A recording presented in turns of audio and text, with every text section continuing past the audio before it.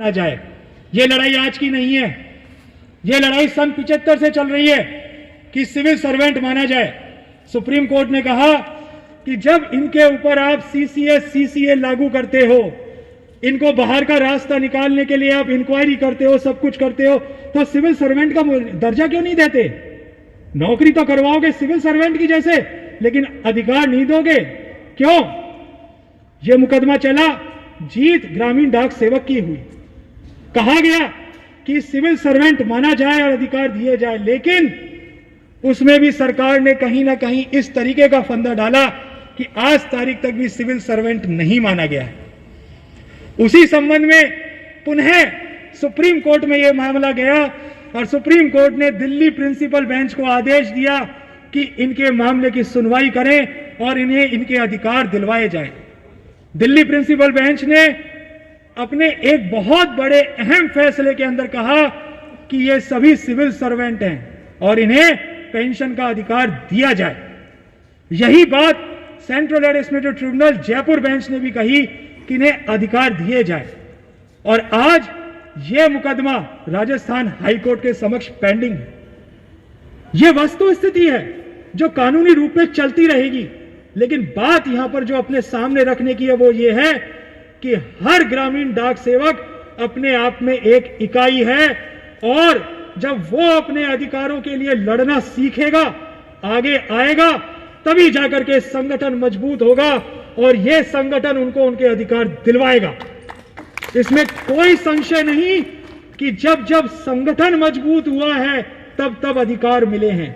बिना संगठन के कोई अधिकार अस्तित्व में आ ही नहीं सकता। एक अकेला व्यक्ति डिपार्टमेंट से नहीं जीत सकता। डिपार्टमेंट के पास में 100 हथकंडे हैं।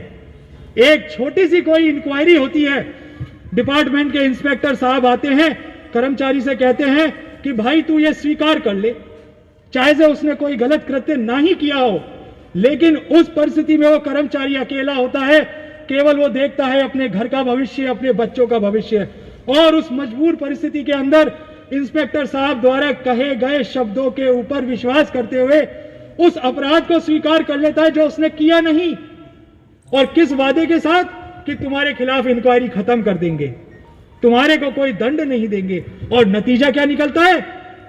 सारे अधिकार समाप्त करके उसको घर बैठा दिया जाता है और फिर वो कर्मचारी अपनी चप्पल घींचता रहता है, लेकिन उसे उसके अधिकार ना तो कानून दिलवाता ना कोई न्यायालय।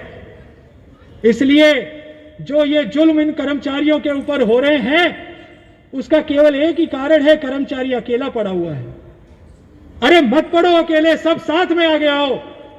हर कर्मचारी अपने आप में एक इकाई है और एक संगठन की मजबूती देता है। सब साथ में आएंगे, संगठन मजबूत होगा तो मजाल कोई अधिकारी आपके खिलाफ कोई कदम उठा ले। अभी मेरे अग्रज जिन्होंने एक छोटा सा उदाहरण दिया कि अभी पीए एग्जाम को वापस से बहाल करने के आदेश हुए हैं, इसका मुख्य कारण यह रहा कि हर कर्मचारी संगठित रहा। एक अकेला कर्मचारी कोर्ट में नहीं आया, जितने कर्मचारी प्रभावित थे सब न्यायालय की शरण में आए, बिना इस डर के कि हमारे अधिकारी क्या कहेंगे। सबको दरकिनार करते हुए कोर्ट की शरण में आए। कोर्ट ने देखा कि इतने सारे कर्मचारियों के साथ में अत्याचार किया जा रहा है, इतने सारे कर्मचारियों का भविष्य बिगाड़ा जा रहा है। उस चीज को ध्यान में रखते हुए कोर्ट ने आदेश दिया कि आप एक साथ इतने कर्मचारियों का बुरा नहीं कर सकते। यहां पे केवल एक कर्मचारी के भविष्य का सवाल नहीं है, हर उस कर्मचारी के भविष्य का सवाल है जो उस एग्जाम में अपीयर हुआ, जिसने उस एग्जाम को क्लियर किया और आज अपनी मेहनत का परिणाम चाहता है। और कोर्ट ने यह वस्तु स्थिति देखते हुए उसके पक्ष में अपना निर्णय दिया और आज उस कर्मचारी के संगठन की जीत हुई है। और आज कैट ने भी यह चीज देखते हुए उनके पक्ष में अपना फैसला सुनाया है और आज मालीराम स्वामी जी, अवस्थी साहब, इन सब की जीत हुई है। और आज हम हक के साथ कह सकते हैं कि डिपार्टमेंट अगर गलत करेगा तो हम चुप नहीं बैठेंगे, हम उसका पुरजोर विरोध करेंगे, हमारा अधिकार मांगेंगे। आज का कर्मचारी कोई 70-80 का दशक का कर्मचारी नहीं है जो गरीब हो और जो भीख मांगता हो डिपार्टमेंट से। हम भीख नहीं मांगते, हम हमारा अधिकार मांगते हैं क्योंकि हम मेहनत करते हैं। आज जिंदाबाद जिंदाबाद जिंदाबाद। जिंदाबाद। जिंदाबाद जिंदाबाद।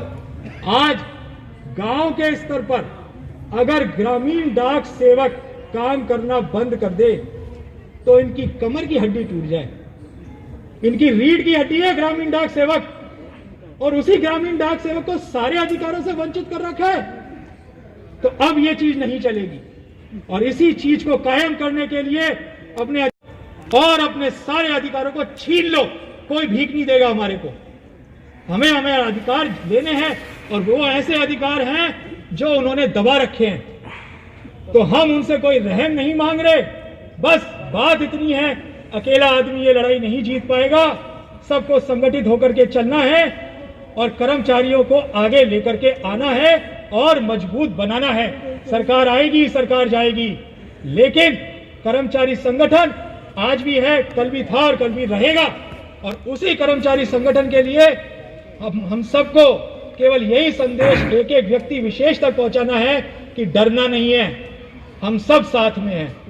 किसी के साथ अत्याचार हो रहा है तो हम सब पुरजोर एक साथ मिलकर के विरोध करेंगे और उस अत्याचार का दमन करेंगे। इन्हीं शब्दों के साथ मेरे पिताजी की तरफ से और मेरी तरफ से आप सभी को सादर नमन करता हूं और अपेक्षा करता हूं कि इस संगठन की मजबूती के लिए हम सब साथ खड़े रहेंगे और आगे चलेंगे।